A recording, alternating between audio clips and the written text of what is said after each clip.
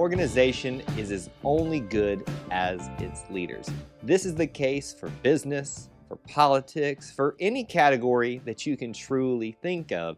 And this is, of course, the case for universities. And whether we talk about that in terms of them as a community functionality, as a business, as a sports producing program, as an academic institution, you're only as good as your leaders. Auburn has had many great leaders over the years in many capacities, but ultimately they all answer to one person, and that is the university president, the Auburn president.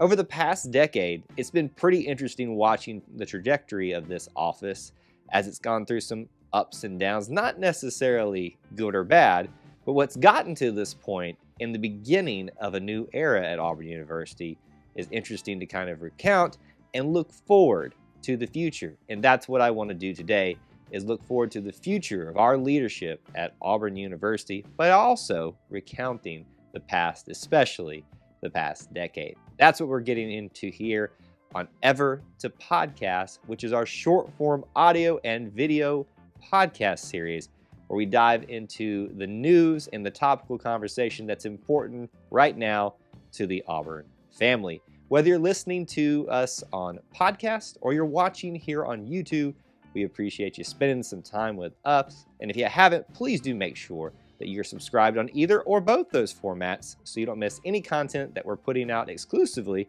on either of those different formats.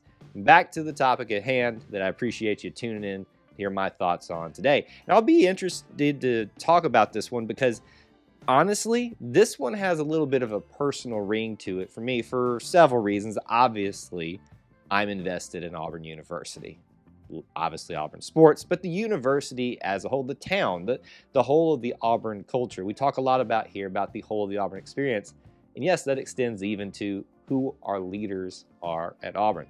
As I said on Monday, May 16th, Chris Roberts became the new president of Auburn University, replacing Dr. Jay Gogue in his second term, who replaced Dr. Stephen Leith, who replaced the first term, Dr. Jay Gogue. And that's over the past decade plus that we've had this group of leaders bringing us, the sports, the academics, everything that goes into the Auburn experience, being the face of an institution that we are all super fond of. The personal effect for me is because my president, because I graduated during this time frame, was Dr. Jay Gogue. As we called him affectionately, the Gogue. Every time he would enter a building, when we were at our graduation, he gave a big Gogue out there, and affectionately, because he was someone that we all, for the most part, I would assume, based off what I thought of him and what my circles thought about him, as a great representative and a great leader of Auburn. And so it is sad a second time to see that tenure officially end at Auburn, but I do think, as we'll talk about in summarizing all this, for the better. And we'll also look ahead to Chris Roberts at what he can potentially do for Auburn and why this might be a great fit. And yes, we will always bring this back to sports. Promise you of that here on this channel and on this podcast.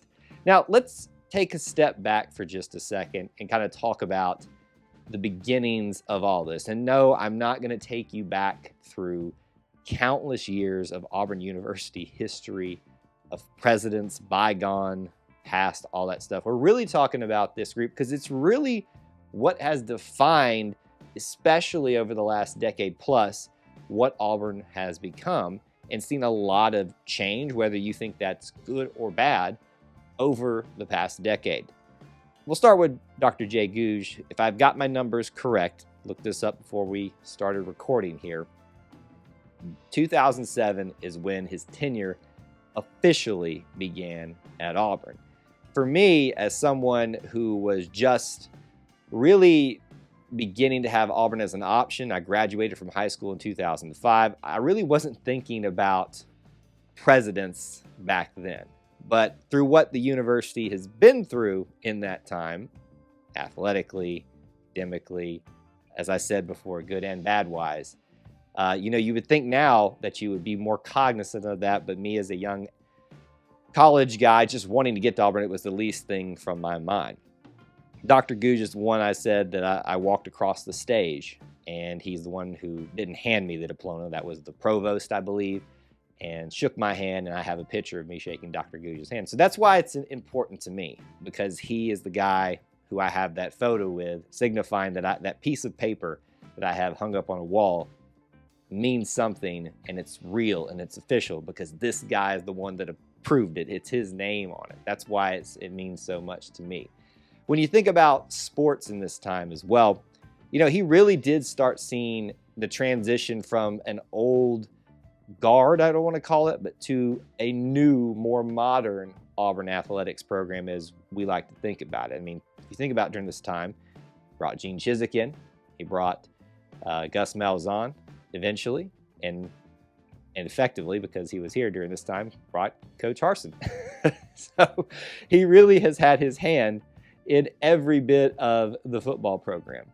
He oversaw, if, again, I've got my dates correct, the bringing in of Barbie, the eventual bringing in of Coach Pearl, and the securing of Coach Pearl for basketball in that sense. He's also seen the tenures extended and maintained for some of our most stalwart names in Auburn athletics. Coach Ralph Spry at track and field, who's now going to be ending his time with us after so many years. Coach Karen Hoppe. And he's seen his fair share of those coaching hires, those programs, their states, having great moments. But he's also been involved when there's been, we'll call them quote-unquote scandals, when there's been not so great times in terms of success on the field or even off the field. Jay Gogue has had his hand in about everything.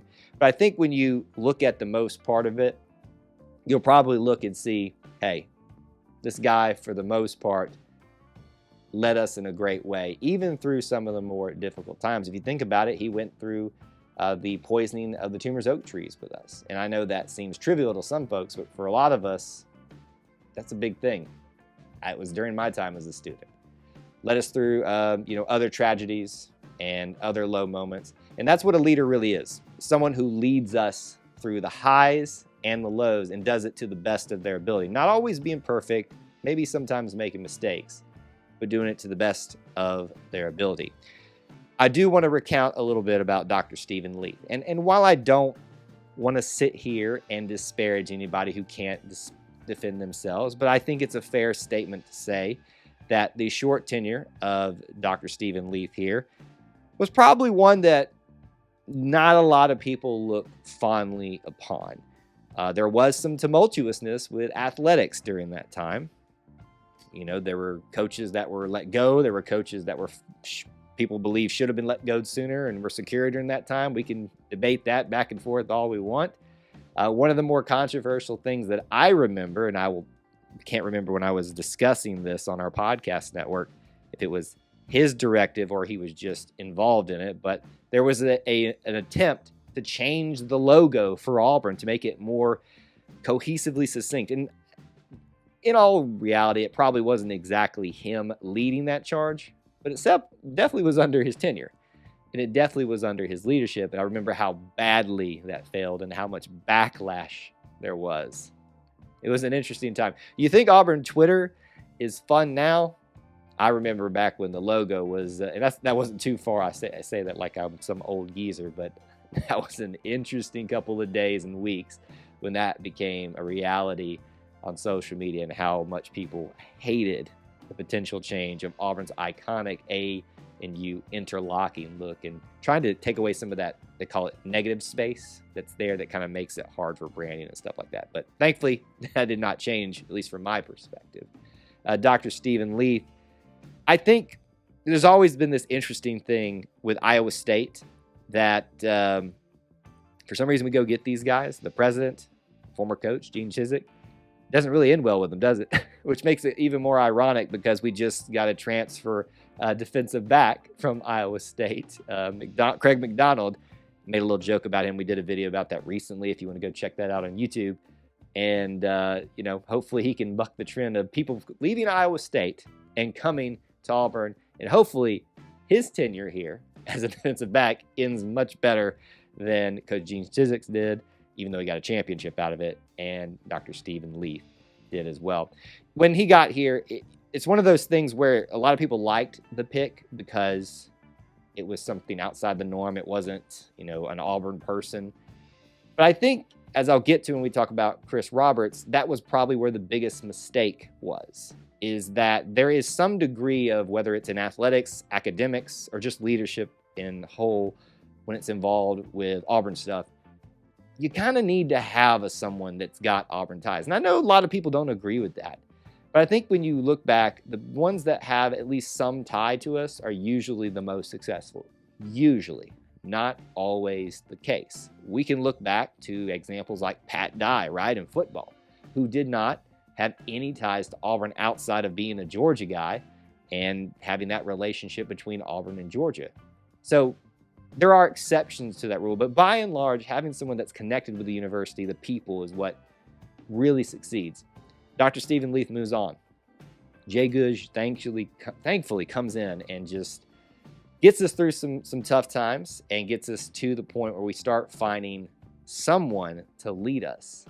And that is, as we know now, Dr. Chris Roberts, dean of one of the schools of engineering. I'm not going to sit here and say what exactly one, or if it was over all of engineering. Probably should have had that ready in my mind, but a lot of things to remember on all these fronts, dates and all that kind of stuff.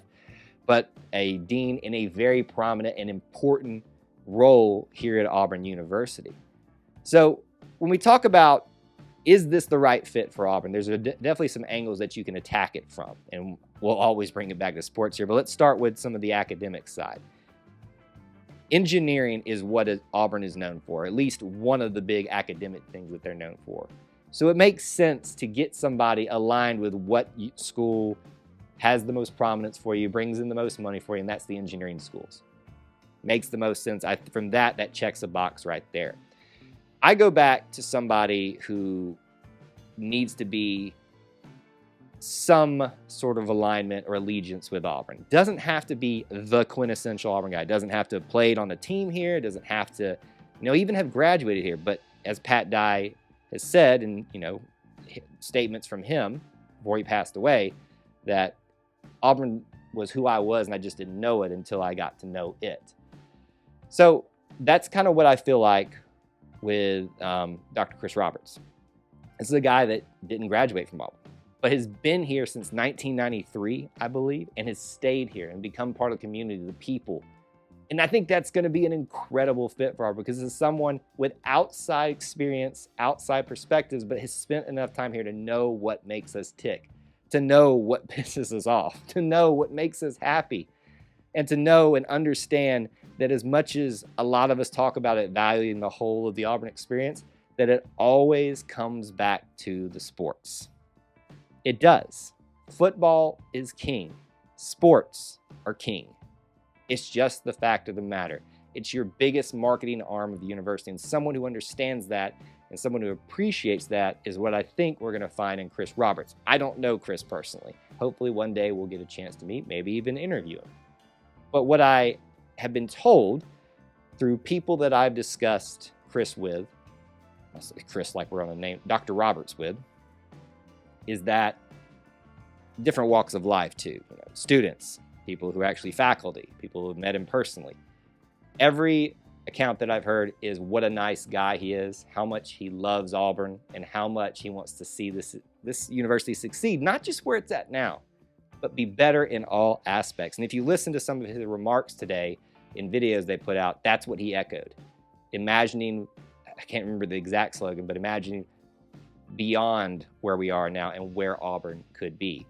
So that's what I see in Dr. Chris Roberts, an Auburn guy who learned that that's what he was meant to be a part of, with outside perspectives, that values the sports and what that means to it, but is also going to support some of our strongest academic departments and schools that we have.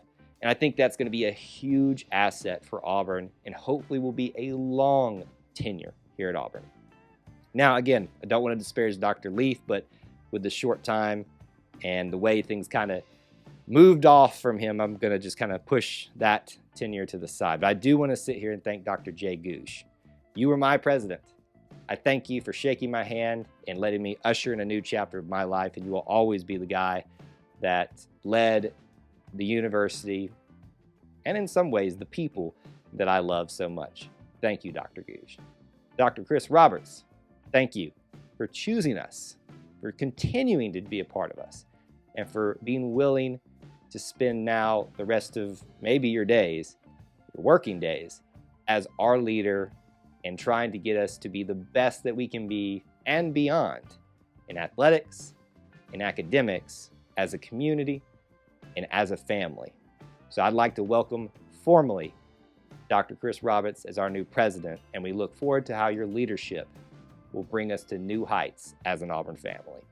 That's our thoughts for this topic today here on Ever to Podcast. Again, if you listen on podcast format or you're watching here on YouTube, we do appreciate you hanging out with us and sharing it out on social media, and maybe even subscribing on either format or both if you haven't.